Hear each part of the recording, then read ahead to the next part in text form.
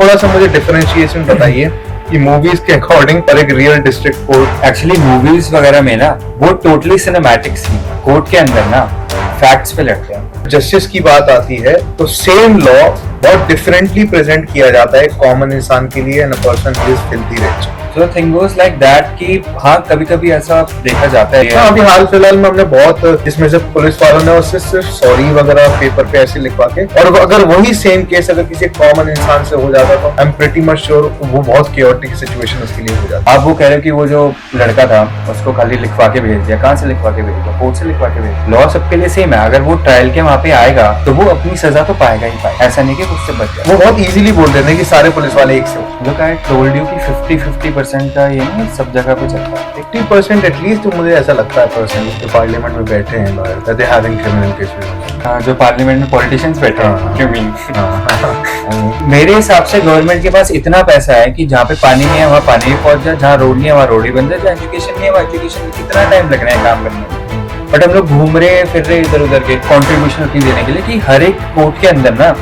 एक ऐसा डिपार्टमेंट बनाओ, ठीक है, जहाँ पे सिविलियन एडवोकेट की कंप्लेंट कर सके, सिविल पुलिस वाली की कंप्लेंट कर सके, एडवोकेट पुलिस की कर सके, पुलिस एडवोकेट ही कर सके।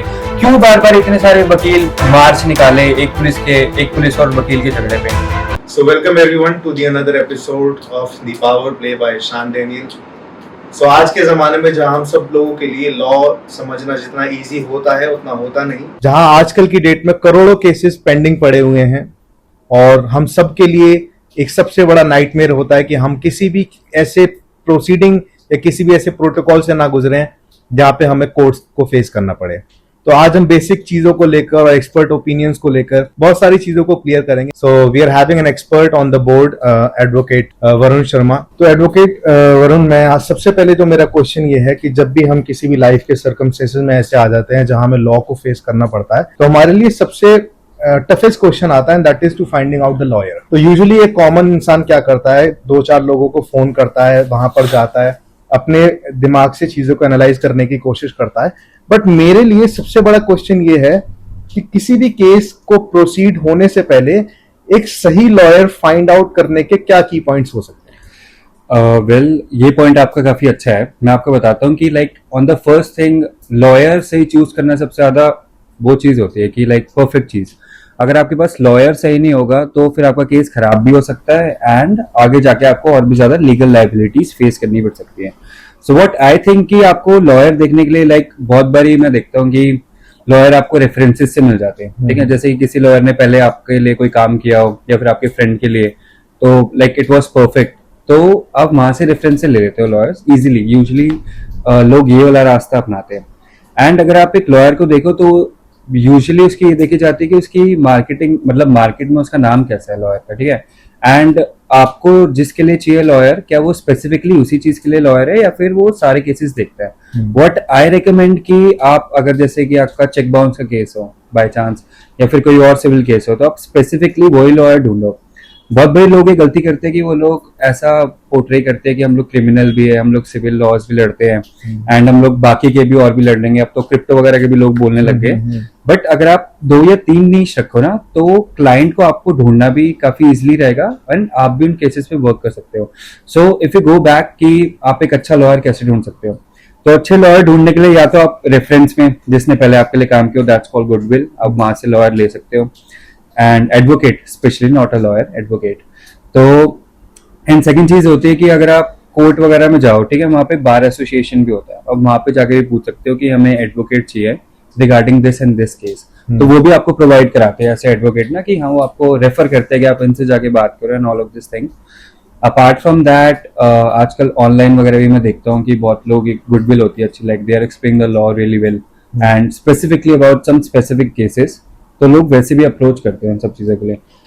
एंड ऑल ओवर अगर आप देखो तो रेप्यूटेशन, ठीक है, the way he talks, the way he like handles you and आपके केसेस के लिए आपको लूप होल्स बताते हैं, सजेस्ट करते हैं। तो ये कुछ बेसिक पॉइंट्स है जिससे आप एक अच्छा लॉयर मतलब देख सकते हो टोटली कि कैसे होगा वो, कि ऑल ओवर अराउंड आपके केस के अकॉर्डिंग। बट इस चीज से रिगार्डिंग एक और चीज है कि बहुत लोग ये सोचते हैं कि अब हमें अगर लॉयर चाहिए, ठीक है, तो वो लोग डायरेक्ट कोर्ट के बाहर जाए, लेकिन आप खाली फेस देख के किसी बंदे का थोड़ी ना बता सकते हो कि वो आपका केस जितवाएगा कि नहीं जितवाएगा। तो आपको उसकी एक्सपर्टीज देखनी पड़ेगी, उसको कितने साल का एक्सपीरियंस है स्पेसिफिकली उस केस के अंदर जो आपको केस उससे हैंडल करवाना है, या फिर उसकी क्या कोर्ट में गुडविल वगैरह and all of that thing. तो ये सारी चीजें कंट्रीब्यूट करती है एक अच्छे लॉयर को ढूंढने के लिए। एंड बाकी आप देख सकते हो how he used to communicate and उनकी आर्ग्यूइंग कैसी है। अगर आपको वो चीज अच्छी लगती है तो आप इस तरीके से लॉयर को अप्रोच कर सकते हो। जो बहुत सारे लोग आइडेंटिफाई इस चीज को नहीं कर पाते when it comes to choosing a right advocate and तो वो एक नेगेटिव इम्पैक्ट वाला एडवोकेट आपके केस पर क्या असर डाल सकता है? एक्चुअली नेगेटिव अगर आपको कोई ऐसा एडवोकेट मिलता है, ठीक है, बाय चांस एडवोकेट अगर नेगेटिवली इम्पैक्ट डाल दे आपको, और वो एक नेगेटिव फैक्टर एडवोकेट में क्या हो सकते हैं जिसको अवॉइड करेंगे? नेगेटिव फैक्टर लाइक डिपेंड करता है ये ना कि लाइक हर एक बंदों की वर्किंग, हर एक एडवोकेट की वर्किंग अलग होती है अपने हिसाब से, कैसे वो परफॉर्म करते हैं। किसी के पास बहुत ज्यादा केसेस भी होते हैं and all of that thing.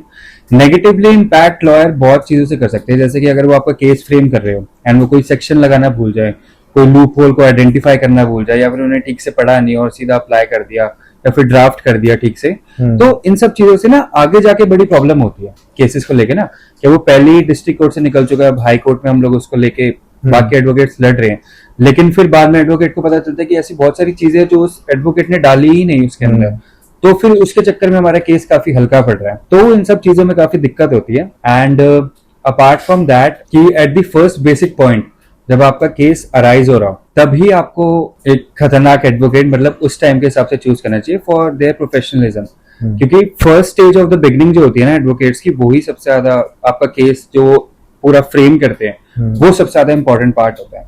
अगर वो पार्ट गलत होगा ना तो फिर आप आगे आने वाले सारे पार्ट्स में सफर करोगे ही करोगे। तो framing is the like big thing. तो फर्स्ट थिंग जो एडवोकेट सबसे ज्यादा खराब कर सकते हो यही है कि अगर वो आपका केस ध्यान से ना पढ़े या फिर गलत फ्रेम कर दे तो दिक्कत पड़ सकती है आपको आने वाले उसके अंदर। We all grew up watching movies, और हम लोग मूवीज में देखा करते थे कोर्ट रूम बहुत फैंसी लगते हैं, और एक कटघरा बना होता है, एक बड़ा मेंटेन्ड सा कटघरा, साफ सुथरा बना होता है, पब्लिक बहुत ऑर्गेनाइज्ड बैठी होती है।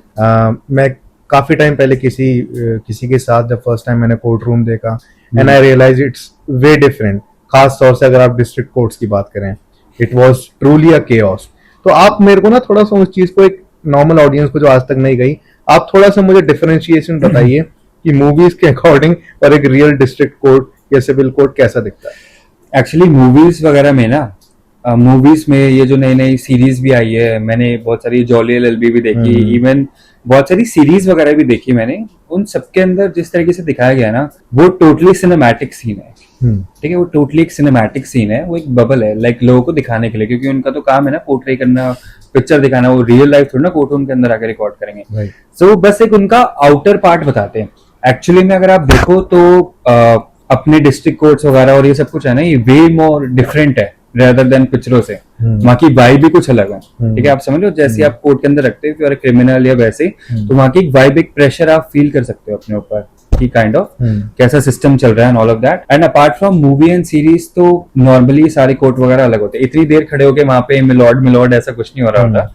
यू कम, आपका नंबर लगता है वहाँ पे एंड आप एज एन एडवोकेट रिप्रेजेंट करते हो। थोड़ी देर फैक्ट्स और उसके ऊपर चर्चा होती है, what are the things and all, and मुश्किल से 5-10 मिनट ऐसे, या फिर अगर किसी में क्रॉस एग्जामिनेशन वगैरह तो और लंबा, पर ये थोड़ा जल्दी चलता है प्रोसेस। तो और सारा चीज पेपर वर्क के अकॉर्डिंग होती है। एंड जिस तरीके से एडवोकेट बात करते हैं कोर्ट के अंदर, वो एक डिफरेंट टाइप ऑफ लैंग्वेज भी होती है। अगर आप इस चीज को देखो तो एक एक्चुअली में एडवोकेसी की काइंड ऑफ लैंग्वेज बोलते हैं इसको, लीगल लैंग्वेज बोलते हैं। वो लीगल लैंग्वेज में आर्ग्यू कर रहे होते हैं, तो बहुत बड़ी नॉर्मल बंदे को समझ में भी नहीं आता कि क्या बात हो गई एडवोकेट और जज के बीच में और क्या हो गया।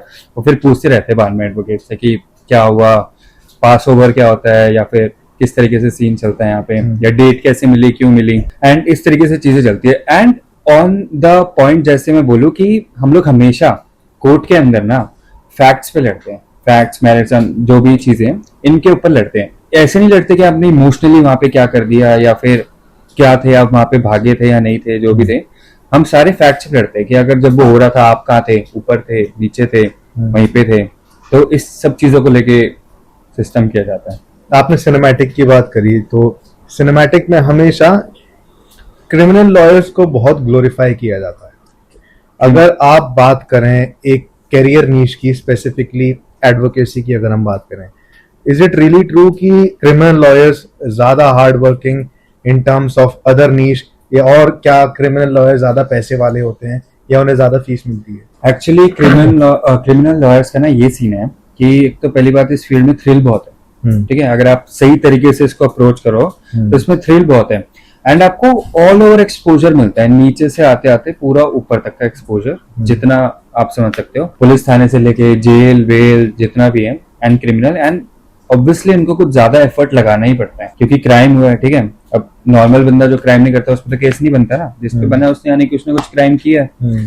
तो अब क्रिमिनल लॉयर ये देखता है, एक्चुअली वो आपको ये चीज नहीं बोलता, अगर आपने कुछ नहीं किया तो बात अलग है, आपको बिन बात इन्वॉल्व किया गया तो बात अलग है, लेकिन अगर जिस बंदे ने क्राइम किया है तो लॉयर उसको नहीं बोलता कि हम आपको हार जीत पे या वैसे टैकल करेंगे, वो ये बोलते कि हम अपनी तरफ से कम सजा कराने की कोशिश करेंगे क्योंकि क्राइम तो हुआ ही हुआ, ठीक है। बाय चांस अगर उसने क्राइम नहीं किया तो वो किसी और पर्सपेक्टिव पे लड़ेगा, लेकिन अगर उसने किया है तो हम लोग इसी पर्सपेक्टिव पे लड़ेंगे कि उसको कम से कम सजा करवाई जाए। हम फैक्ट्स वगैरह जो भी है उनको कम करने की कोशिश करते हैं कि वहां था या नहीं था, that kind of a thing. सब जितने भी फैक्ट्स हैं उनको ऑल ओवर करके, एंड क्रिमिनल थ्रिल तो है, भाग दौड़ का काम है पूरा क्रिमिनल का। अब पुलिस स्टेशन से लेके एविडेंस करना, जो लोग वहां पे खड़े थे उनसे पूछताछ करना, क्योंकि ये सारा फर्स्ट हैंड करना पड़ता है क्रिमिनल लॉयर को ना।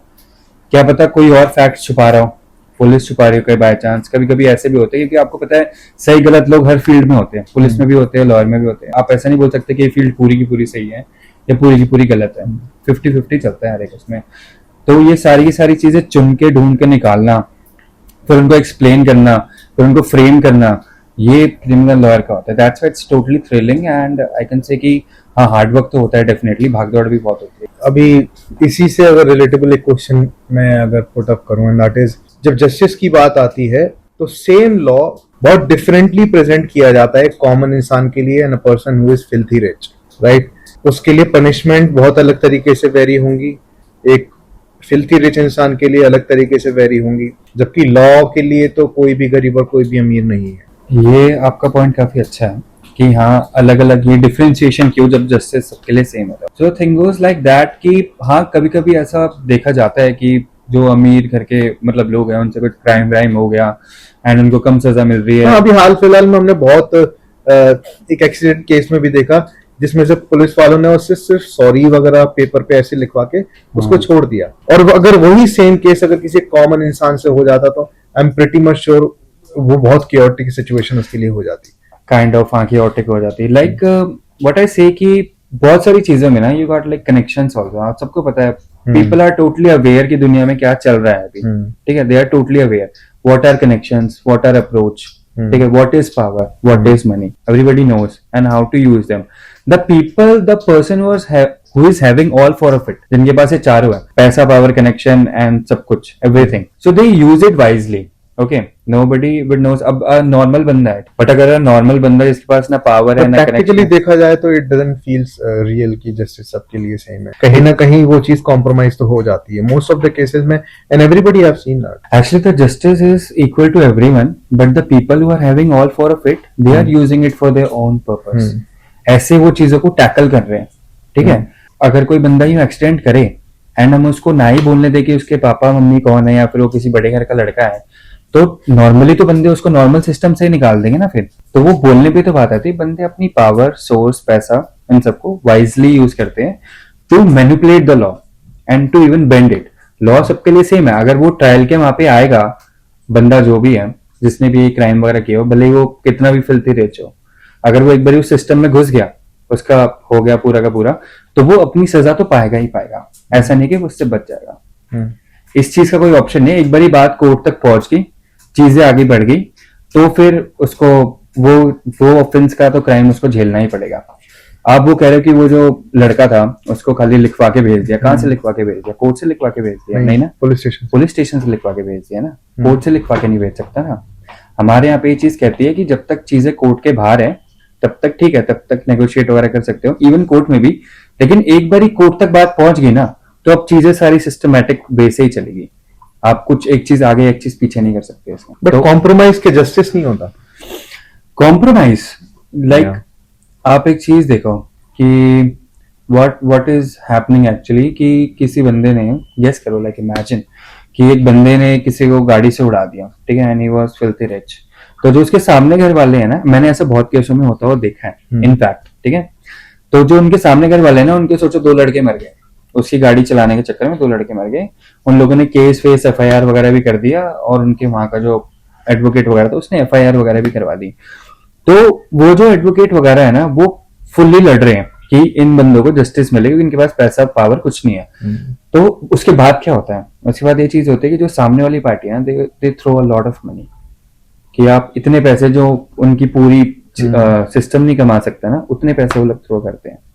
अब इस टाइम पे जो सामने वाली पार्टी है, जिनके बच्चे तो चले गए, ठीक है, अब वो सोचते हैं कि उनके लिए बेस्ट ऑप्शन क्या होगा, वो पैसे ले बट लेना। फॉर सम पीपल जो अपने बच्चों को कॉम्पनसेशन से रिप्लेस नहीं कर सकते, when they want to fight, उनके ऊपर बहुत बैकलैशेस और प्रेशर बनाए जाते हैं। अभी मैं हाल फिलहाल में ही सुन रहा था कि एक व्यक्ति जब जेल में गया, टू सेव हिमसेल्फ उसने सामने वाली पार्टी के घर वालों में से एक और का मर्डर दोबारा कराया। Is it? हाँ, इज इट? ओके। एग्जैक्टली, ताकि वो लोग अंडर प्रेशर आ जाएं और वो अपने केसेस वापस ले लें। व्हाट हैपेंड आफ्टरवर्ड्स की वो रिलीज हो गया। रिलीज हो गया? हाँ। Is it? हाँ। Oh my God. सो देखो, मैं यही कह रहा हूँ, these are the loopholes. India में बंदे जो है ना, लाइक मास मेजोरिटी तो नहीं, बट बहुत कम जो लिटिल मेजोरिटी में आते हैं, ठीक है, अपर मिडिल क्लास इन सबसे ऊपर जो टॉप टायर बंदे। बट इजंट दैट ट्रू कि अगर आपके पास पैसा है, you can bend law? That depends यार, क्योंकि बहुत लोगों के पास पैसा होता है, ठीक है, पैसा बहुतों के पास होता है, पैसा बहुत लोगों ने घर पर पे ये रखा भी है। कहते हैं that you are untouchable 99%। Kind of आप हमारे इंडिया के बिजनेसमैन देखो, दे आर अनटचेबल। उनको लैंड वैंड, उनकी अथॉरिटीज, उनके ऊपर इतने केस, इवन बाहर USA से बंदों ने उनके ऊपर एलिगेशन लगा दिए कि ये लोग गलत कर रहे हैं। They are untouchable. How they are untouchable? ये भी तो आप चीज देखो ना। तो इसी लूप होल के अंदर हम लोग सारे लोग घूमते हैं kind of. And if you have, ऐसा बहुत बारी होता है कि you have power but you don't have money, and you have money और यू डोंट हैव पावर। तो इसी तरीके से चीजें बेंड होती है totally. You can't say pressurise सब लोग बनाते हैं, ठीक है, सब लोगों को अपना सिस्टम करेक्ट चाहिए होता है। एंड जब हमारे इंडिया के इतने बड़े बड़े इंडस्ट्रियलिस्ट वगैरह जिनके ऊपर बाहर से वो लग रहे हैं, वो बेंड नहीं हो पा रहे, तो फिर आप सोचो इंडिया के अंदर किस तरीके से चलेगा। फेयर ट्रायल वगैरह ये लोग हम लोग बोल सकते हैं कि हाँ ठीक है, सबको अपॉर्चुनिटी मिलनी चाहिए इसकी, बट फिर आप देखो ना कहीं वो लैक कर रहा है इस चीज को लेके। क्योंकि इंडिया अगर आप समझो ना, तो यहाँ पे पॉलिटिशियंस वगैरह ये लोग अप फ्रेम में बहुत ज्यादा है, एंड ये लोग भी बहुत सारी फ्रेमिंग करते हैं इंडियन लॉज की। बट करप्शन तो लीगल सिस्टम में भी होगा कहीं ना। अब Corruption- you cannot say it's 100% clean. No, I am not gonna say it's 100% clean. I will say कि हाँ कुछ ना कुछ हद तक होगा, ठीक है। लाइक जुडिशरी में कॉम्प्रोमाइज, एडवोकेसी में कॉम्प्रोमाइज। क्योंकि होता क्या है ना, आप किसी भी सिविलियन से बात करो ना, वो बहुत इजीली बोल देते हैं कि सारे पुलिस वाले एक से हो। ये सारे पुलिस वाले एक से होते हैं? हाँ, अच्छा। सब पुलिस वाले बेईमान होते हैं, सारे पुलिस वाले करप्ट होते हैं।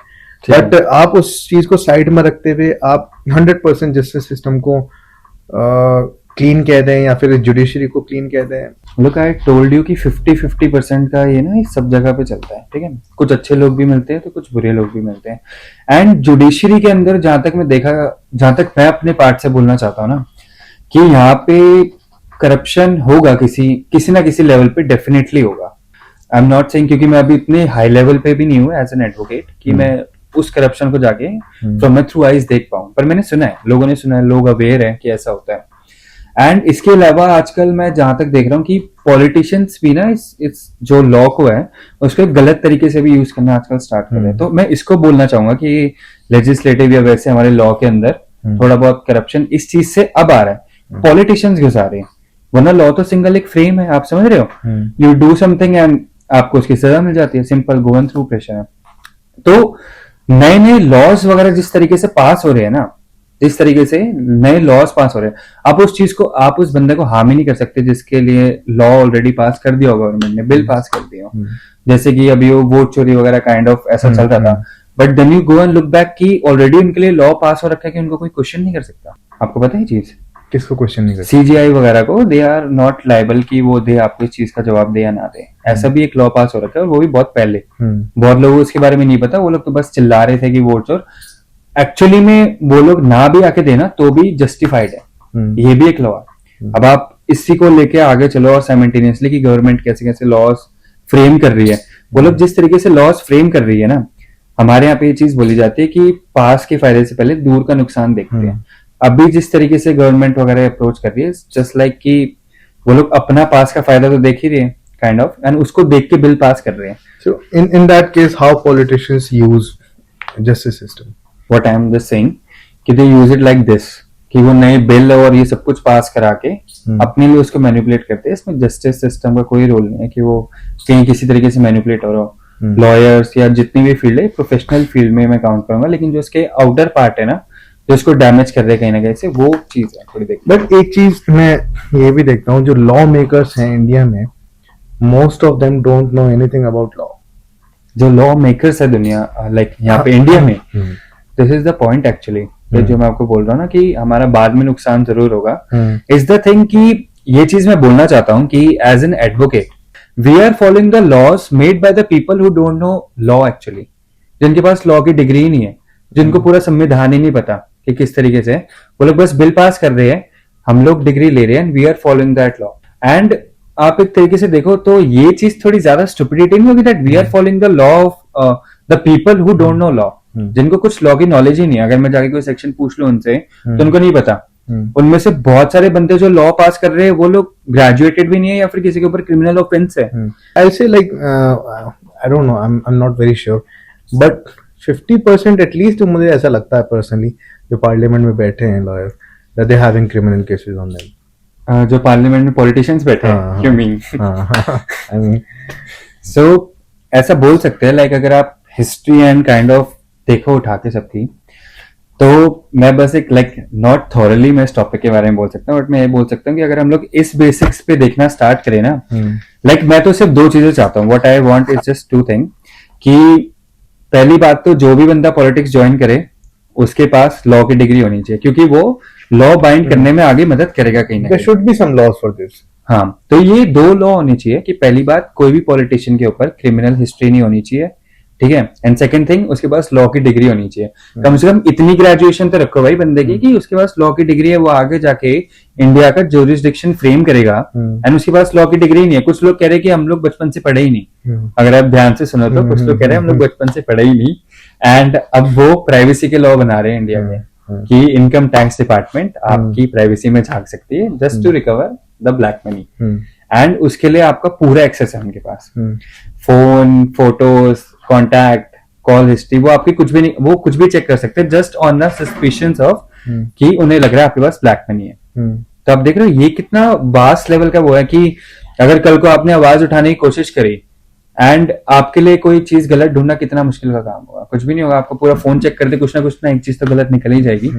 तो ऐसे जाके ये आगे बंदे ट्रिगर हो सकते हैं इस चीज से कि अगर मैंने अभी सच्चाई की लड़ाई लड़ ली तो ये लॉ ऐसा कि इसको कोई मिसयूज करके मेरे खिलाफ कुछ गलत निकाल के कुछ आगे जाके बोल सकता है, क्योंकि उसके हाथ में मेरी प्राइवेसी है। ठीक है, अब मैं फोन पे किससे क्या बात कर रहा हूँ, अब तो एआई भी आ गया, वो भी चीज घुमा देगी आधे से ज्यादा। तो मैं इस चीज को लेके ज्यादा कंसर्न हूँ कि एक्चुअली जो राइट था, राइट टू प्राइवेसी, वो अब नहीं बचा, एंड और भी बहुत सारे राइट्स है जो धीरे धीरे खत्म हो रहे हैं, लोगों को ना पता चल रहा हो, ठीक है, बट धीरे धीरे ये चीजें ना खत्म हो रही है। जिस हिसाब से पहले फ्रेम किया गया था पुराने टाइम पे, ये सारी कास्ट सिस्टम और ये सब कुछ हटा के जब इंडिया एक्चुअली में सोचता था डेवलपमेंट के बारे में, तब ये सारी चीजें बनी थी, जो सब कुछ सही था उस टाइम पे। बट तो इस चीज में तो कहीं ना कहीं पॉलिटिक्स को ब्लेम किया जा सकता है। आई am not saying even blame किया जा सकता है, बट इस पॉलिटिक्स ने काफी चीजें डैमेज की हैं। पॉलिटिक्स ने चीजें डैमेज करी है। आई वुडंट से कि बीजेपी, कांग्रेस और लाइक एनी अदर पार्टी कोई भी है, मैं इसके खिलाफ नहीं हूँ। सो पॉलिटिक्स ने इन चीजों को बहुत तरीके से डैमेज किया है, एक काइंड ऑफ ना, अगर आप ध्यान से देखो कि हम लोग बहुत अलग अलग चीजों पे बहुत अलग पर्सपेक्टिव से मूव कर सकते थे। मेरे हिसाब से गवर्नमेंट के पास इतना पैसा है कि जहाँ पे पानी नहीं है वहां पानी भी पहुंच जाए, जहाँ रोड नहीं है वहां रोड ही बन जाए, जहाँ एजुकेशन नहीं है वहां एजुकेशन, कितना टाइम लग रहा है काम करने में, बट हम लोग घूम रहे फिर रहे इधर उधर के, मतलब हम लोग काम कर भी रहे तो वो काम पूरा नहीं हो रहा। रोडें बना दी, अगली बारिश में छेद हो गए उसके अंदर, ब्रिज बना दी, ब्रिज कोलैप्स हो गए, एंड आप समझ रहे हो, एंड ऐसी कर करके हम लोग आगे चल रहे हैं। एंड व्हाट आई थॉट कि वैसे हमारी इंडिया की इमेज मैं मानता हूँ कि हाँ बहुत अच्छी है, kind of its really good, लेकिन बाहर के बंदों का अगर आप एक बार पर्सपेक्टिव सुनो कि वो लोग क्या सोचते हैं, like I am not saying कि आप उसका पर्सपेक्टिव सोच के कुछ और डिसीजन लो, बट मैं कह रहा हूँ एक बार अगले बंदे की भी राय सुननी जरूरी होती है कि क्या सोच रहा है वो। तो ये सब कुछ एक गलत रास्ते की तरफ जा रहा है। डेवलपमेंट हो रही है, डेफिनेटली डेवलपमेंट हो रही है, बट इतने सारे क्वेश्चन क्यों अराइज हो रहे हैं मेरे को वो समझ में नहीं आ रहा। अगर इतनी वास्ट लेवल पे डेवलपमेंट हो रही है एंड इतने वास्ट लेवल पे पॉलिटिक्स एंड गवर्नमेंट के पास इतने वास्ट लेवल पे अभी पैसा है ना कि अगर कोई बंदा चाहे तो विद इन अ वीक पूरी इंडिया का ये सारा सिस्टम सही कर सकता है, विद इन अ वीक। इतना पैसा है अभी गवर्नमेंट पे, इतना पैसा। और हमारी प्राइवेसी तो गई गई, इनकम टैक्स तो आके हमसे पूछेगी कि भाई आपके पास ये पैसा कहाँ से आया। सरकार की प्राइवेसी तो उनके पास ही है, उनसे कोई पूछ नहीं सकता कि उनके पास वो पैसा कहाँ से आया। हमने जो जीएसटी में पैसा दिया या कहीं भी दिया, लाइक ऑल ओवर थिंग, मैं उसका खाली कोई ओपन पोर्टल नहीं है। उसका कोई ओपन पोर्टल नहीं, वो मनी यूज कहाँ हो रहा है। हमें को ये भी तो बताओ मनी यूज का। मेरे घर के बाहर की रोड टूट गई है जिसके लिए मैं ऑलरेडी टैक्स पे कर चुका हूँ। अब मेरे को इस रोड को ठीक कराने के लिए क्या मैं इंस्टाग्राम पर जाके चिल्लाऊं या पार्लियामेंट के बाहर जाके लेटूं, या मैं करूँ तो करूँ क्या जो ये रोड सही है, या फिर मैं अपनी जेब से करूँ, और जब मेरे को अपनी जेब से करना है तो मैं टैक्स पे दूं। तो ये चीज आ रही है क्वेश्चन। अब इस रोड के लिए बंदे अनशन पे बैठे मार्च निकाले, तो ये सब कुछ क्यों हो रहा है, डायरेक्ट काम क्यों नहीं हो रहा। एक बहुत मोस्ट कॉमन है जिससे सोसाइटी बहुत विक्टिम फील करता है, and that is the police brutality. And before we get into the topic of police brutality, ये कितना हार्श हो सकता है किसी भी सिविलियन के लिए। लुक, पुलिस ब्रुटैलिटी है ना, मालूम है क्या चीज है। इसकी पहली बात तो कोई लिमिट नहीं है। एक एडवोकेट भी ना कोई चीज तब कर सकता है जब वो मैटर कोर्ट में हो। आप ये चीज समझते हो। तो जो फर्स्ट स्टेप की पावर पुलिस के हाथ में है ना, जो फर्स्ट स्टेप की जो पावर घूमती है पुलिस के हाथ में, इट्स काइंड ऑफ कि हमारे जो लीगल सिस्टम स्टार्ट होता है, ये होता ही जो इसका फर्स्ट स्टेप है वो पुलिस के थाने से ही होता है। वही चार्जशीट बनाते हैं, वही आगे कोर्ट में आती है, उसी पे ही वकील लड़ते हैं और लूप होल ढूंढते हैं, या फिर पुलिस ने काम सही से नहीं किया है ये वो, मेनली तो चार्जशीट पे लड़ा जाता है। सो मैं ये कह रहा हूँ जो फर्स्ट स्टेप है ना, फर्स्ट स्टेप ही सबसे ज्यादा खतरनाक स्टेप है। लाइक इसी के चक्कर में ऊपर का पूरा सिस्टम खराब होता है बहुत बारी, और मैंने देखा है होता भी है। ठीक है, ऐसा मैंने बहुत लोगों को सुना है बोलते हैं कि भाई अगर पुलिस वालों के साथ बन गई तो आप मर्डर केस में भी वहीं से निकल जाओगे, और अगर आपकी नहीं बनती तो आप पे मर्डर केस भी लग जाएगा वहीं पे। तभी मैं चाहता हूँ कि एक ऐसा ना कोर्ट वगैरह में, क्योंकि देखो धीरे धीरे सारी चीजें एलिवेट हो रही है, सब प्रोफेशन एलिवेट हो रहे हैं, न्यू टेक्नोलॉजीज आ रही है, तो हमें नए नए रिफॉर्म बनाने पड़ेंगे इस लॉ के लिए। अगर मैंने एक चीज ये करी थी लाइक कंट्रीब्यूशन अपनी देने के लिए, कि हर एक कोर्ट के अंदर ना एक ऐसा डिपार्टमेंट बनाओ, ठीक है, जहां पे सिविलियन एडवोकेट की कंप्लेंट कर सके, सिविल पुलिस वाले की कंप्लेंट कर सके, एडवोकेट पुलिस की कर सके, पुलिस एडवोकेट ही कर सके। क्यों बार बार इतने सारे वकील मार्च निकाले एक पुलिस और वकील के झगड़े पे। सीधा जाओ वहां पे कंप्लेंट करो, अपने प्रॉपर प्रूफ दिखाओ, और सीधा विद इन 30 डेज उस बंदे के ऊपर एक्शन होगा। तो इससे कितनी चीजें सॉर्ट हो जाती कि अगर किसी पुलिस वाले ने थप्पड़ मार दिया, एक बंदे ने रिकॉर्ड कर लिया, वो सीधा गया उस डिपार्टमेंट के अंदर, जो जजों ने वहां उनको बिठा रखा डिपार्टमेंट पे हेड पे, उसने जाके दिखाई भाई वीडियो, ये पुलिस वाला है भाई अपनी पावर का गलत यूज कर रहा है, उसको बुलाया अगले दिन पुलिस वाले को वहां पे, एंड अपनी एक्सप्लेनेशन वो देगा। इफ अगर उसकी एक्सप्लेनेशन सही है सो इट्स रियली गुड, लेकिन अगर उसकी एक्सप्लेनेशन सही नहीं है तो विद इन 30 डेज या 40 डेज उसके ऊपर वो किया जाए। हाल फिलहाल में बहुत सारे पुलिस वर्सेस एडवोकेट की वीडियोस वायरल होती रहती हैं।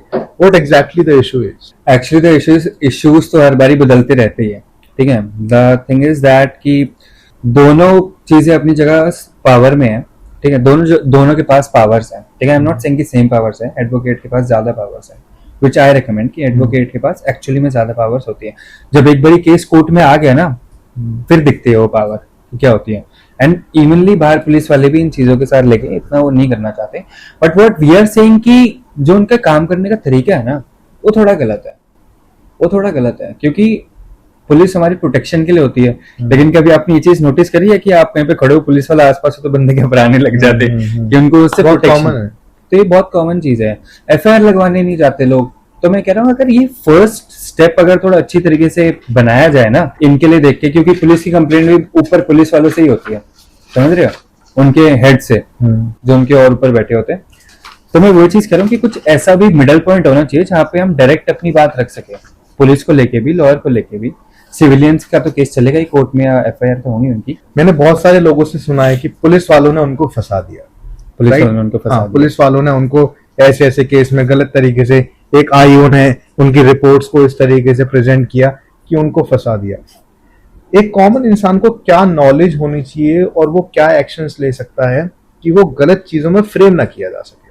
सबसे पहली चीज, मेरे ऊपर किसी ने केस कर दिया, राइट, और मुझे ऐसा लग रहा है कि सामने से मेरे खिलाफ एक गलत रिपोर्ट लिखी जा रही है, so what should I do in that? So first of all मैं बंदों को ये चीज कहता हूँ कि एज अ सिविलियन आप अथॉरिटीज से नहीं लड़ सकते. Do you know what I mean by authority? Police, वकील, MLA, politicians. As a civilian आप डायरेक्ट नहीं लड़ सकते उनसे, क्योंकि वो अपनी पावर का यूज करेंगे ही करेंगे. पुलिस वालों के साथ अब आप देखो, मालूम है क्या होता है पुलिस वालों का सीन? कि अब पुलिस वाला आपको चाटा मारे तो ठीक है, लेकिन जैसे ही आप उसको धक्का मारते हो ना, वो बोलता है कि वर्दी के ऊपर अटैक कर दिया, पूरी पुलिस उसके ऊपर कर दिया. बट बेसिकली अगर आप इन दोनों बंदों को इंडिविजुअल रखो तो बात अलग है. वो इस चीज का टेक लेता है, अपनी पावर का टेक लेता है. पुलिस वाले हमेशा इस चीज को मैंने देखा है, और ये टेक बहुत गलत होता है. तो वो लोग अपनी पावर का तो मिसयूज करते ही है. ये बात मेरे को क्या, जो भी बात सुन रहे उनको पता है कि किस तरीके से होता है और कैसे नहीं होता. आजकल काफी जनरल है, ठीक है, जो हम बात कर रहे हैं चीजें और ये पावर सारी जनरल है. सो पुलिस वाले हाँ ऑब्वियसली अपनी पावर का मिसयूज करते हैं, एंड उनकी पावर का मिसयूज करना ना आगे जाके बहुत बारी क्रिमिनल्स को भी जन्म देते हैं. और ये बात बहुत ही फैक्ट है. एक बंदे की मैं आपको बात बताता हूँ. उसके भाई का पुलिस वाले के साथ झगड़ा हुआ. उसके पुलिस वाले ने, ये मैं आपको बताता हूँ कहाँ का केस है, अगर मैं बोलूंगा नाम तो क्या पता लोगों को रिफ्रेश भी हो जाए. बट तो वो दो भाई थे, ठीक है. तो दो भाइयों में से एक भाई का झगड़ा हुआ पुलिस वाले के साथ, एंड वो पुलिस वाला अकेला था. पुलिस वाला अकेला मैंने देखा कि कभी वो इतना लड़ता वड़ता नहीं, वो फटाफट माइक पे बोल के अपने सबॉर्डिनेट्स बुला लेता है जैसे उसको दिखता है कि जनता इकट्ठा हो रही है. सो उस लड़के ने उस पुलिस वाले के साथ हाथापाई करी, ठीक है. उसमें वो पुलिस वाला ही गलत था. पुलिस वाले ने उसकी बाइक रोकी थी और उसको थप्पड़ मार दिए थे, 2-3 थप्पड़ बिना किसी बात के. इस चीज के बारे में मेरे को कैसे पता? क्योंकि उसका जो भाई था उसने वो वीडियो बनाई थी जब वो रुके थे. उसका भाई ने वैसे ही उसी टाइम में वीडियो बनानी स्टार्ट करी थी. I don't know why, may be उसको पता ही था कि वो लोग ऐसा कुछ होने वाला है. तो लाइसेंस है उसके चक्कर में, रॉन्ग साइड आने के चक्कर में पुलिस वाले ने उसके थप्पड़ मारे इतनी देर में. अब खून तो गर्म होता है यंग एज लोगों का, तो वो उतरा लड़का और उसने भी मारना स्टार्ट किया, एंड हाथापाई में पूरा धक्का मुक्की वगैरह होगी. उसके बाद वो बाइक लेके वापसी घर आ गए. अगले दिन क्या हुआ? अगले दिन उसका भाई, वो, उसके मम्मी पापा सब जेल में, और उसके भाई के ऊपर डकैती वगैरह का इल्जाम लगाया हुआ. और उसका जो बंदा वीडियो रिकॉर्ड कर रहा था उसके ऊपर कोई और इल्जाम लगा रखे. और उसके घर में जो उसके पेरेंट्स थे, उसमें से उनके पेरेंट्स का ये सीन था कि उसके पापा तो शायद से अंधे कुछ थे, ठीक है, एंड मम्मी भी काफी ओल्ड एज थी. वो भी जेल में टाइम बिता रहे, और वो दोनों लड़के भी बिता रहे. वो जो उसका छोटा भाई था जिसने रिकॉर्ड किया, वो तो चलो आ गया बाहर, उसके बड़े भाई को होगी जेल, ठीक है. ये मैं आपको केस बता रहा हूँ. अगर मेरे को पता नहीं इसको लेके आगे ज्यादा हुआ कि नहीं हुआ, क्योंकि मैंने सुना था अपने किसी भी उससे बंदों से ना. उसके बाद वो बंदा जेल गया, जैसे तैसे वकीलों ने, उसका कोई था मामा वकील, उसने उसकी बेल कराई लड़के की डकैती की उसी के अंदर. वो बाहर आया, उसने बाहर आते सबसे पहले क्या किया, वो पुलिस वाले को ढूंढा और उसको छोड़ा नहीं उसने, ठीक है. और वो अपने हिसाब से जो भी सब कुछ कर सकता था उसने सब कुछ किया. फिर वो फरार हो गया वहां से. थोड़ा टाइम बाद पकड़ा गया, फिर पे और चार्जेस लगे. दैट्स क्वाइट ट्रू कि पुलिस ब्रुटैलिटी बहुत सारे केसेस में क्रिमिनल्स को जन्म देती है. क्रिमिनल्स को जन्म देती है भाई वो. अगर आप मेरे को एक चीज बताओ, आपके पास आपका बॉडी सही है, आप सही खड़े हो, आपको आगे कोई यूं चाटा घुमा देगा क्या? आपको आके यूं चाटा घुमा देगा? कोई नॉर्मल सिविलियन घुमा सकता है आपको आके यूं चाटा कि हाँ भाई आपके थप्पड़ मार दिया चलते बलते? नहीं ना, आप भी उल्टा हाथ उठाओगे, डेफिनेटली मारोगे. क्यों नहीं मारोगे? लेकिन यहाँ पे 1% बंदा मालूम में क्यों रुक जाता है? इसलिए नहीं कि वो सामने वाला बंदा पुलिस में, इसलिए क्योंकि वो उस अथॉरिटी की रिस्पेक्ट करता है, एक पुलिस की वर्दी की रिस्पेक्ट करता है. वरना हाथ चलाने में इतना टाइम नहीं लगता आजकल किसी को भी ना. और ऐसे कोई फंस जाए अकेले तो वो तो फिर तो गए. मैंने बहुत बारी ऐसे पुलिस वाले के साथ भी होते हुए देखा है. तो वो है, कह रहा हूँ, it's like वाइसा versa kind of thing. तो आपको नहीं करना चाहिए ऐसा काइंड ऑफ कि पुलिस वालों का जो सीन होता है, मेन चीज तो ये होती है कि वर्दी का वो लेते हैं बहुत बड़ा डिफेंस. बट एक बात फैक्ट है कि आज भी लोग सही होते हुए भी जब उनके साथ गलत होता है तो वो खुद भी पुलिस स्टेशन जाने से डरते हैं, क्योंकि जो एक सिस्टम ऐसा बना हुआ है उनके दिमाग में ऐसा है कि we are not safe here, we won't be served by justice. ये जो आप एक स्टेटमेंट दे रहे हो ना, आपको ये स्टेटमेंट पता है? आपको मैं एक चीज बताऊं, लाइक एक छोटे से एग्जांपल से बोलूंगा कि जब बाइक की या गाड़ी की चेकिंग चल रही होती है ना, तो डरता सिर्फ वही नहीं जिस पे कागज नहीं है, डरता वो भी है जिस पे कागज है, क्योंकि ऐसा लगता है कि यार पता नहीं क्या बात होगी. देखो, अगर आपको ये चीज पता है, ये चीज आप मेरे को बता रहे हो, ठीक है, तो ये वो चीज है जिसके ऊपर लॉस को, है ना, एंड गवर्नमेंट को काम करना चाहिए ताकि सिविलियंस सॉर्टेड रहे. अपनी अपनी जगह पे ऐसे कंप्लेंट लिखवाने से डरे ना। ये ऑनलाइन FIR का सिस्टम ही क्यों आया था, इसलिए आया था ना, बंदे थाने जाने से डरते थे। तो मैं ये चीज कह रहा हूँ कि अगर आपको चीज पता है कि ये दिक्कत है तो आप उसके लिए आवाज उठाओ, ठीक है। मैं ये चीज कहूंगा क्योंकि देखो सिस्टम के लूपहोल्स हर जगह होते हैं। आप अब समझ रहे हो, करोड़ों की पुलिस फोर्स के अंदर 100 पुलिस वालों ने क्या किया, समझ रहे हो, ये वैसा काइंड ऑफ थिंग है। अब उसको जाके कौन पकड़ेगा। तभी मैं चाहता था कि कोर्ट के अंदर एक अलग से डिपार्टमेंट बने इस चीज का। आप लूपहोल्स की बात कर रहे हो, जब कोई भी सिविलियन कोई लॉ तोड़ता है तो उसके खिलाफ एक्शन होते हैं, but we have seen multiple cases जहां पुलिस वालों ने ही लॉ को तोड़ा है।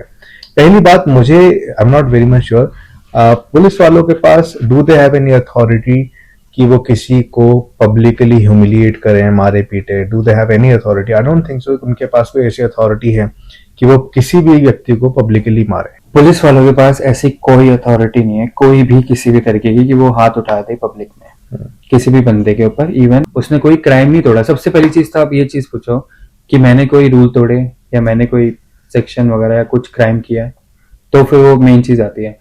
लेकिन हाँ, पुलिस वालों के पास कोई हक नहीं है, वो ना आपको थप्पड़ मार सकते हैं, ना आपके घर के अंदर घुस सकते हैं बगैर पेपर वर्क के, ना आपका फोन छीन सकते हैं, ना चेक कर सकते हैं। आपने अभी कुछ टाइम पहले फोन चेक करने से रिलेटेड आपने कुछ, हाँ, मैंने वो डाला था कि पुलिस वाले आपका फोन चेक नहीं कर सकते even on the suspicion also, क्योंकि उसके अंदर आपकी प्राइवेट चीजें होती है। आप समझ रहे हो, अगर आप मेरे सामने बैठे हो और मैं आपको अपना फोन दे दूं, ठीक है, बाय चांस उसमें मेरी प्राइवेट चीजें हैं, आपने ले लिया, चलो फोन वैसे ले नहीं सकते, एंड आप उसमें स्क्रॉल रोल कर रहे हो एंड उसके अंदर मेरी प्राइवेट चीज है। सोचो if I am talking about something really private, ठीक है, जो मैं चाहता ही नहीं नॉर्मल पब्लिक आंखों के सामने है, एंड अगर कल सुबह मैं उठ के देखता हूँ कि वो लीक हो गई है बाय चांस, तो who would be liable for that police officer या फिर जो मतलब समझ लो सिस्टम किस चीज के लिए। क्योंकि अगर आपकी प्राइवेट चीजें लीक हो जाए तो फिर बचा ही क्या। तभी तो हम लोग कहते हैं कि ये चीज कोर्ट की पहले आपको इसके लिए लेनी पड़ती है परमिशन, कि हाँ भाई आप उसका फोन चेक कर पाओ कि नहीं, क्योंकि फिर अगर कोर्ट की परमिशन होगी तो आप 100% लायबल हो। कल को सुबह उठ के अगर ये काम हो गया ना तो सबसे पहले आप जाओगे। तो इसलिए कहते हैं बगैर कोर्ट की परमिशन के नहीं कर सकते। अब वो वही वाली बात है, अब तो ऐसे भी लॉज निकले थे कि हर पुलिस स्टेशन के अंदर कैमरा लगे होने चाहिए और उनका वॉइस चलना चाहिए, ताकि कल को अगर कोई वारदात हो तो वो देखे, कोर्ट में भी दिखाया जा सके कि अंदर कैबिन वगैरह में क्या चल रहा था and all of that. But मेरे को पता नहीं वो कितने हद तक चलता है, कितने हद तक नहीं चलता। अब बहुत सारे केसेस में क्या होता है, इनफैक्ट जब पुलिस वाले एक्शन ले भी रहे होते हैं, आई विल से not every policeman is a corrupt person, right, लेकिन उनको पॉलिटिकली बहुत हैरेस और प्रेशर किया जाता है, by which they have to do things जो वो करना नहीं चाहते। Pressure like it comes on the same point, power, pressure and connections. तो आप समझ रहे हो कि अगर किसी बंदे का किसी के साथ कनेक्शन होगा, वो वही चीज बोलेगा ना कि अगर तूने डिसीजन लिया, it's like group of friends, कि अगर तूने वो डिसीजन लिया तो मैं तेरी भाई नौकरी हटवा दूंगा। ये पूरी गेम ना करप्शन से नहीं चलती, प्रेशर से चलती है। इफ यू सी इट थोड़ा ध्यान से, ये पूरी गेम प्रेशर से चलती है, करप्शन नहीं है यहाँ प्रेशर है। एक के बाद एक फील्ड किसी ना किसी प्रेशर बनाई जा रही है। अब प्रेशर ऐसे भी काम करता है, आप बहुत सारे मैं इंटरव्यूज देखता हूँ, सुनता हूँ, एंड देन यू रियलाइज कि बड़े बड़े पॉलिटिशियन, इवन CM लेवल के भी कुछ फेवरेट पुलिसमैन होते हैं, ऑब्वियसली, राइट। कुछ पुलिसमैन ऐसे होते हैं जो ना बिल्कुल नहीं पसंद, राइट। जब स्पेसिफिक पॉलिटिकल पार्टी पावर में आती है तो उन्हें एडवांटेज मिलते हैं, जब वो पॉलिटिकल पार्टी जाती है तो उन्हें डिसएडवांटेज मिलता है, क्योंकि अब दूसरी पार्टी के फेवरेट बंदे आएंगे ना।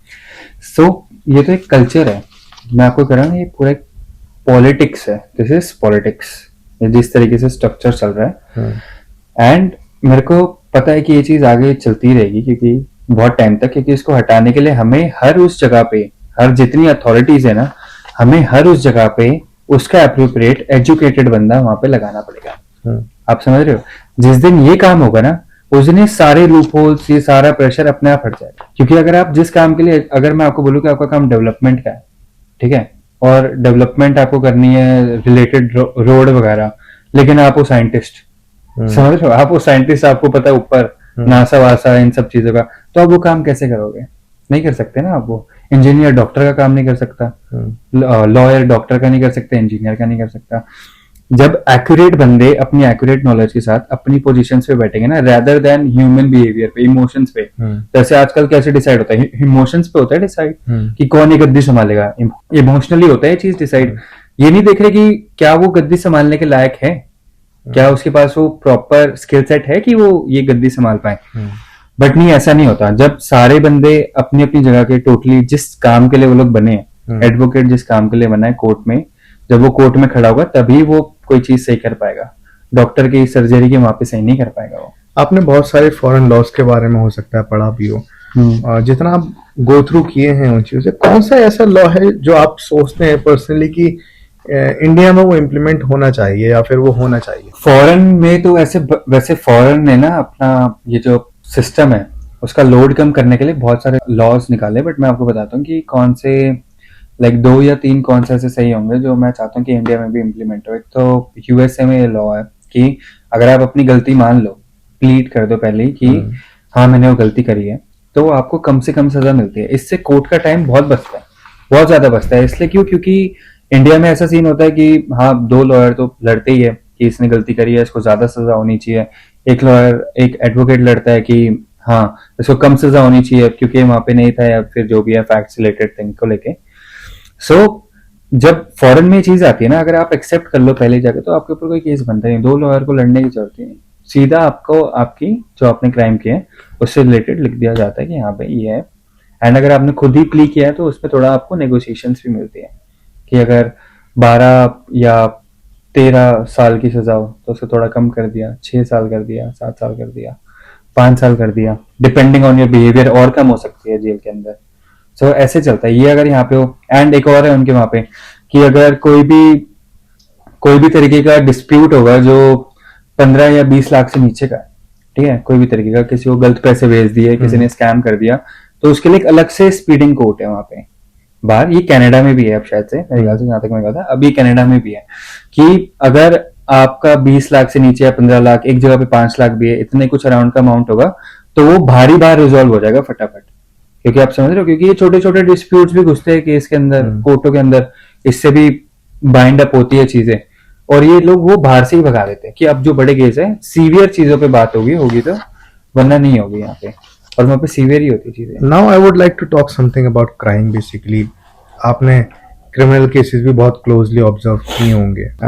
अगर आप इंस्टाग्राम पे जाए, I would not like to name any individual, but बहुत सारे क्रिमिनल लोगों के, गैंगस्टर्स लोगों के फैन पेजेस बने हुए हैं इंस्टाग्राम पे। फैन पेजेस बने हुए हैं, और वो उन लोगों को इतना ग्लोरीफाई करते हैं, और बहुत सारा यूथ उससे बहुत इंस्पायर होता है। राइट, कमेंट सेक्शन में जाकर देखेंगे उनके प्रति इतनी सिंपैथी, उनके प्रति इतने अच्छे अच्छे उनके भाषण और उनके कमेंट्स लिखे होते हैं। इट्स वेरी ट्रेजिक टू सी। मैं ना आप चाहता हूं कि आप उन लोगों को ना एक छोटा सा मैसेज दें कि ये जो रास्ता है ना, जो लोग उन लोगों को फॉलो कर रहे हैं, वो उन्हें कहाँ ले जा सकता है और उसका एक लास्ट क्या हो सकता है। एक्चुअली ये चीज मैं बोलना चाहूंगा कि अगर कोई भी क्राइम करने के बारे में सोच रहा है, तो सबसे पहले मैं उसको एक चीज बता दूं कि ये सोच सबसे पहले दिमाग से निकाल दो अपनी, ठीक है, क्योंकि क्राइम करने तक का तो आपका दिमाग चलेगा ही चलेगा। आप देखो ना, गैंगस्टरिज्म हम बहुत कॉमन होता जा रहा है, ये मूवीज के थ्रू, सिनेमा के थ्रू, सॉन्ग्स के थ्रू, everybody is trying to be a gangster, right. लेकिन जब वो चीज रियलिटी में होती है, हाउ बैड इट इज। रियलिटी में जब वो चीज होती है तो you can say like it's not bad, it's the baddest thing, you can say like worse जो आप एक्सपीरियंस ले सकते हो लाइफ का, वो स्टार्ट होता है फिर आपका। एक बार आपने क्राइम कर दिया, तब तक तो ठीक है, आप बाहर घूम रहे हो दुनिया में, सारी चीजें सही चल रही है, बट अपार्ट फ्रॉम दैट उसके बाद क्या होता है, जब एक्चुअली में आप घुसती हो ये क्या कहते हैं कोर्ट रूम्स के अंदर, पुलिस स्टेशन के अंदर, आपका दिमाग से सारा क्राइम का निकल जाता है। इंस्टाग्राम वगैरह पे पेज वगैरह चला रहे हो ना, चलाते रहो, लेकिन क्राइम करने के बारे में मत सोचना, क्योंकि जेल के अंदर मैं अगर आपको एक दिन भी रखवा दूं ना, सिर्फ एक दिन मैं कह रहा हूँ आपको, आप मेरे को ना थोड़ा उसे फ्रेम बताओ कि एक जब ऐसा टीनेजर या फिर कह लो यंग एज का लड़का कोई भी जब जेल में एंटर करता है, तो उसका पहला वीक कैसा होता होगा। लाइक मैं आपको ये रियल लाइफ एग्जांपल देता हूँ। लाइक मैं एक बंदे को जानता था, ठीक है, सो व्हाट ही डिड कि लाइक यही बदमाशी वगैरह करने का जो शौक होता है ना, यही था उसके अंदर स्टार्टिंग से ही, ठीक है, मैं उसको बहुत पहले से जानता हूँ। तो एक दिन उसके पास पता नहीं कोई गन वन वगैरह ये लोग होते हैं, बहुत चीजें अरेंज भी हो जाती है, तो कहीं से उसके पास गन वन थी, कुछ देसी कट्टा वट्टा kind of, not like a Beretta और समथिंग टू शूट। सो उसके पास वो गन थी, एंड व्हाट एक्चुअली हैपेंड कि एक जगह पे ना he was like showing off to someone, उसके बिल्कुल यूं सर पे यूं बंदूक रख के, एंड पता नहीं क्या हुआ, दैट गन फायर्ड और उस बंदे को लग गई बिल्कुल यहाँ पे सर पे गोली, and he died. Point blank था, वो गया बंदा। और जो बंदे ने गोली चलाई थी, अब उसको लगा हो तो गया ही मर्डर, तो वो वहां से भाग गया। अब उसके बाद पुलिस है, पुलिस ने पकड़ लिया उसको, पकड़ के वापसी ले आई। तो इन सारे सर्कमस्टांसेस में भी मैं मिला था, बीच बीच के पार्ट में मैं उससे मिला हूँ, उसी के ही थ्रू मेरे को पता है कि अंदर लाइफ कितनी वर्स है और कितनी वर्स हो सकती है। ठीक है, सो मैं उससे मिला, and the kind of jail में ही मिला था मैं उससे एक बारी, फिर उसके बाद कोर्ट रूम में भी मिला जब मैं उसका ट्रायल चल रहा था। तब तक तो वो ठीक था, थोड़ा बहुत ही घबराया हुआ था, एंड काइंड ऑफ कि अब चलो हो गया मर्डर वर्डर। तो जो उसके आजू बाजू बच्चे थे ना उसके, जो उसको हाइप अप करते थे कि हाँ भाई बदमाशी मर्डर, वो कोई नहीं दिखा मेरे को वहां पे। वो कोई नहीं दिखा मेरे को वहां पे जब उसको जेल हो रही थी, जब उसको सुनाई जा रही थी जेल मर्डर के लिए। तो जितने बंदे उसको बच्चे हाइप अप करते थे ना, ये तो ठीक है, ये तो सारे बाहर खड़े हुए हैं, ये तो बाहर एंजॉय कर रहे, खा रहे पी रहे, सिगरेट पी रहे, घूम रहे फिर रहे। अब उसको हो गई है जेल, वो गया जेल के अंदर। और मैं आपको कह रहा हूँ, ये जो भगवान की बनाई हुई दुनिया है ना, ये एक्चुअली में स्वर्ग है, लेकिन यहाँ पे एक नर्क जेल है। अगर आपका वहां पे चक्कर लग गया ना, कुछ लोग तो वहां पे घर ही बना लेते हैं जिनकी लंबी लंबी सजा हो गई, लेकिन मैं आपको बता रहा हूँ, जब आप ये खुली दुनिया से जेल में घुसते हो ना, एक बारी कदम रखते हो, लाइफ टोटली डिफरेंट हो जाती है। ना कोई फोन, ना कोई सोशल मीडिया, ना कुछ ये ना वो, क्योंकि आप टोटल ब्लैंक घुसते हो, ना कोई कनेक्शन, ना आपको कोई अंदर जानता है। एंड चीजें गड़बड़ से गड़बड़ जितनी हो सकती है ना, वो उतनी हो सकती है जेल के अंदर।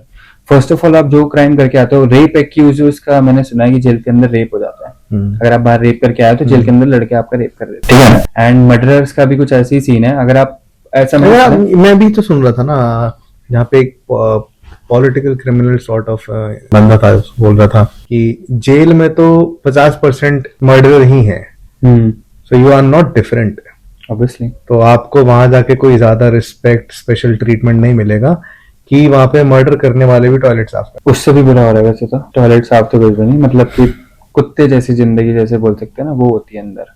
एंड कुत्ते जैसी जिंदगी, व्हाट आई मीन टू से, कि आपको खाने के अंदर नमक तक के लिए अप्रोच लगानी पड़ेगी, खाने में नमक डलवाने तक के लिए अप्रोच लगवानी पड़ेगी, कपड़े पहनने के लिए अप्रोच लगवानी पड़ेगी। कपड़े नहीं आते वहां, कपड़े नहीं मिलते, कुछ नहीं होता। सुबह सुबह उठाते वो लोग 5, 6, 7 बजे, सबसे पहले भारत माता का गीत चलता है, फिर उसके बाद शायद से उनके कुछ क्लीनिंग या योगा उन्हें शायद ऐसे भी कुछ करवाया गया था। ऐसे चल के उनका दिन चलता है और 7, 8 बजे वापसी बैरिक वगैरह में। बहुत सारे केसेस में मैंने ऐसा देखा है, जब अरेस्ट हो जाते हैं बहुत सारे लोग, जेल पहुंच जाते हैं, बहुत सारे लोगों का कहना है ऐसा है कि वो सालों साल अंदर हैं और उनके अभी तक ट्रायल भी स्टार्ट नहीं हुआ। सालों साल अंदर है कि उनका अभी तक ट्रायल भी स्टार्ट नहीं हुआ। ये बात आपकी सही है, ये बहुत लोगों के साथ है। एक बहुत फेमस गैंगस्टर के साथ भी है ये, जिसके आप मेरे को बता रहे थे इंस्टाग्राम पेज चल रहे हैं। उसका भी कॉलेज के टाइम पे ऐसा ही हुआ था कि लड़ाई झगड़े में उसको अंदर करवाया गया था, ठीक है।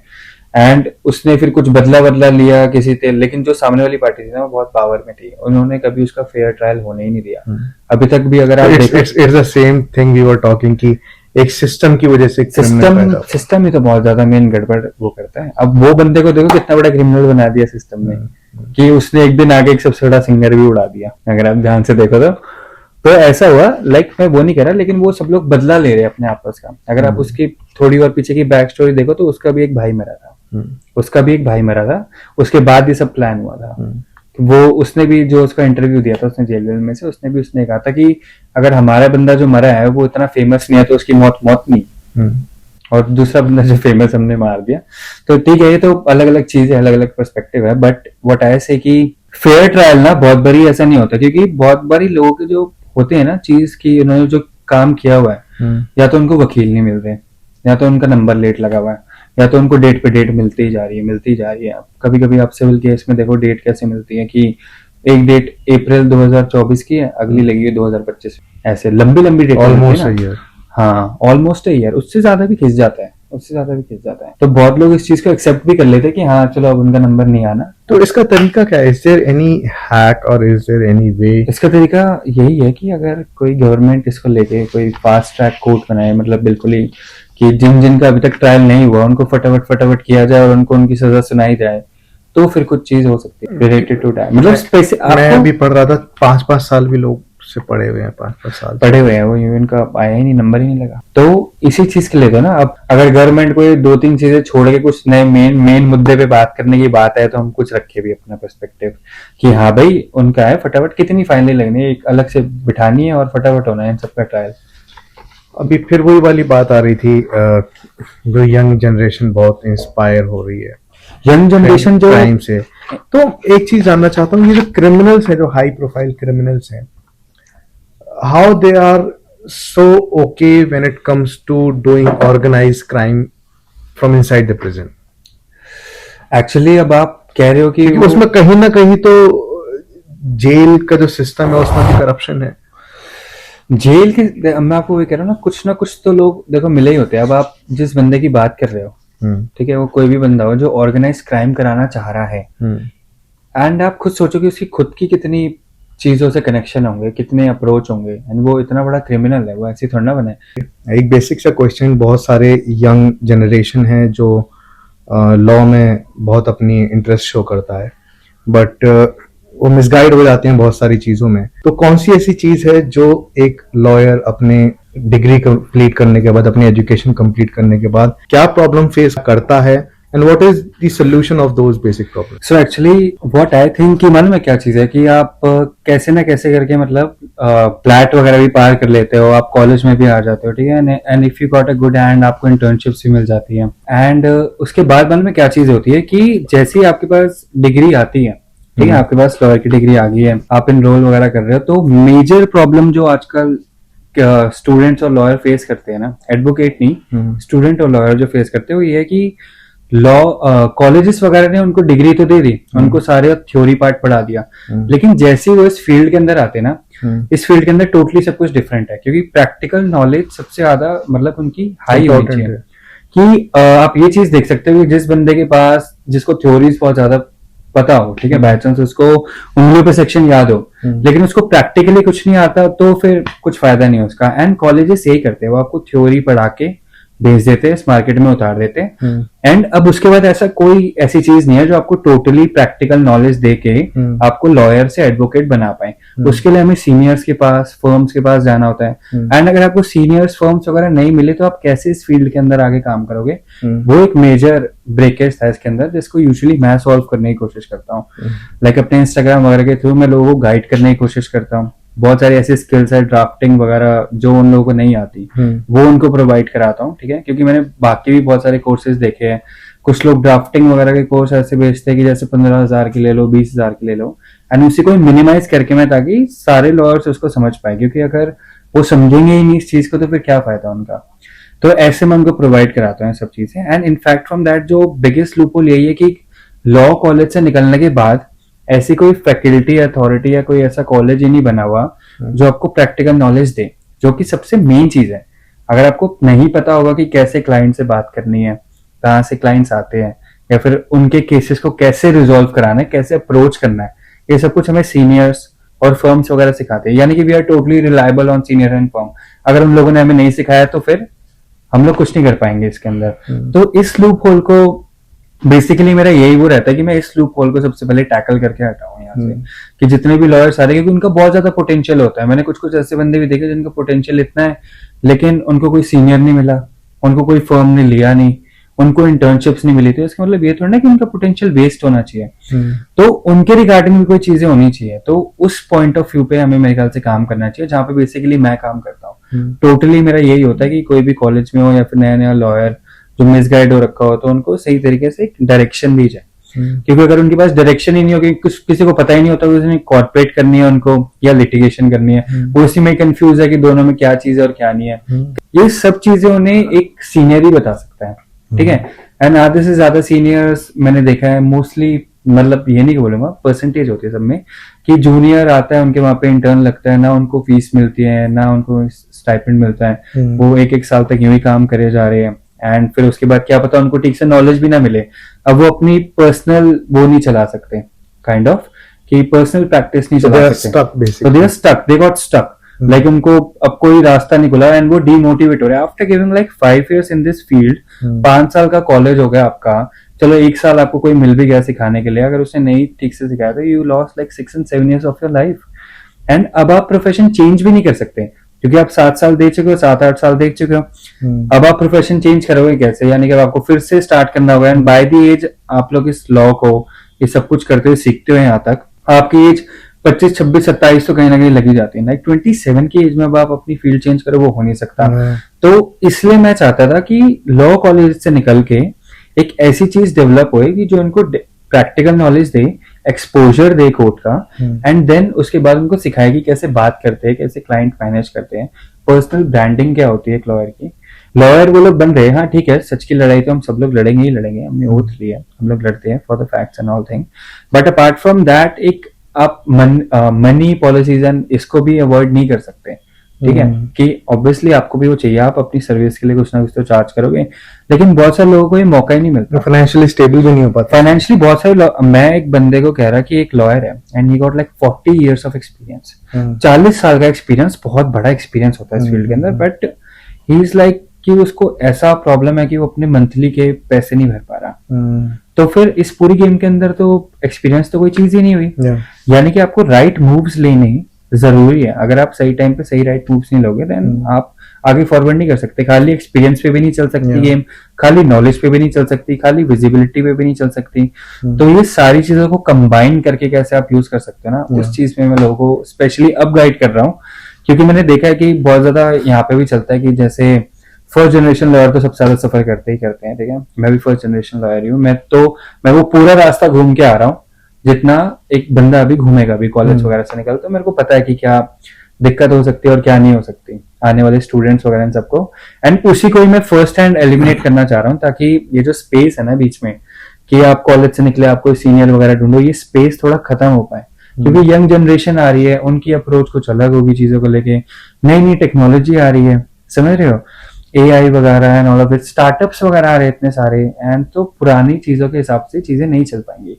एंड मैं लोगों को ये भी चीज कहता हूँ कि अगर मैं आपको बोलूँ like on the spot find a lawyer, तो इवेंचुअली 60 से 70% लोग लॉयर्स ऑनलाइन ही ढूंढते हैं, क्योंकि मैंने आपको बताया ना कोर्ट के बाहर जाके शक्ल देख के तो आप बता ही नहीं सकते ना कि आपका केस जीतेगा या हारेगा, एंड आप किसी भी वकील से पूछो वो तो आपका केस लेने के लिए तैयार ही होगा।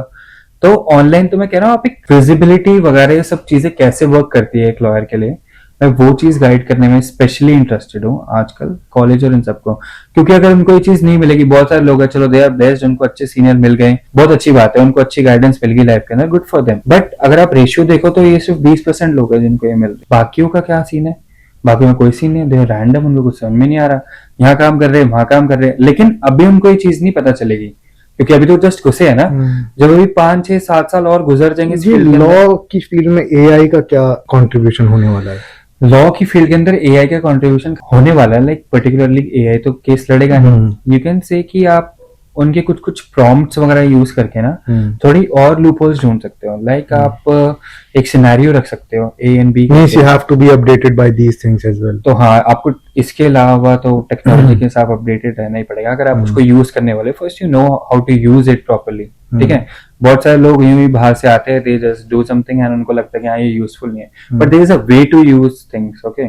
अगर एक लॉयर इस चीज को एक सही तरीके से यूज कर पाए ना, advocate specially, so it is like really a best thing, क्योंकि बहुत सारी चीजें, बहुत सारा पेपर वर्क एक जगह पे कंबाइन हो सकता है इससे, एंड ये धीरे धीरे एडवांस हो रही है, like I am just saying that कि आप इसको यूज करना स्टार्ट करो, धीरे धीरे ये चीजें एडवांस होंगी, देन आप इसको और प्रॉपर्ली यूज कर सकते हो। Yeah, it will help you out in something. Obviously it will help you out, and ऐसे बहुत सारे ब्रॉडर एस्पेक्ट्स जो नॉर्मल बंदा नहीं सोच सकता, नॉर्मल लॉयर नहीं सोच सकता, उसमें इस टेक्नोलॉजी का यूज किया जाए ना, कि वेलफेयर, अब जैसे कि बहुत सारी चीजें, अब मैंने एक चीज ये भी देखी थी कि अगर हम लोग एक डिपार्टमेंट ऐसा बनाएंगे जहाँ पे पुलिस और वकील ये कंप्लेंट वाला करेंगे कोर्ट के अंदर, तो उसके अंदर क्या क्या स्ट्रक्चर होना चाहिए, तो वो स्ट्रक्चर बनाने के लिए AI की हेल्प की ली थी, एक लाइक स्टार्टअप भी है, लेकिन उन लोगों का खुद का AI टूल है रिगार्डिंग लॉ ओनली, उसके अंदर सब कुछ है, बेयर एक्ट्स वगैरह सब कुछ, तो वो लॉयर के लिए काफी होता है, क्योंकि आप एक सेक्शन ढूंढना वो भी बड़ा मुश्किल का काम है स्पेसिफिकली, तो ये सारा काम सॉर्ट करने के लिए ही AI यहाँ पे है। आई एम नॉट सेइंग कि वो पूरा ही कंट्रीब्यूशन करेगा, बट आई एम सेइंग कि उसकी कम से कम 20-30% तो हेल्प लो। टेक्नोलॉजी है उसका थोड़ा बहुत यूज तो करो, वरना क्या फायदा उसका। तो इस चीज में मैं कहना चाहता हूँ कि हाँ ऐसा। एंड दूसरी, लॉ स्टूडेंट्स वगैरह बहुत ज्यादा मिसगाइड तो होते ही हैं, मैंने जहाँ तक देखा है।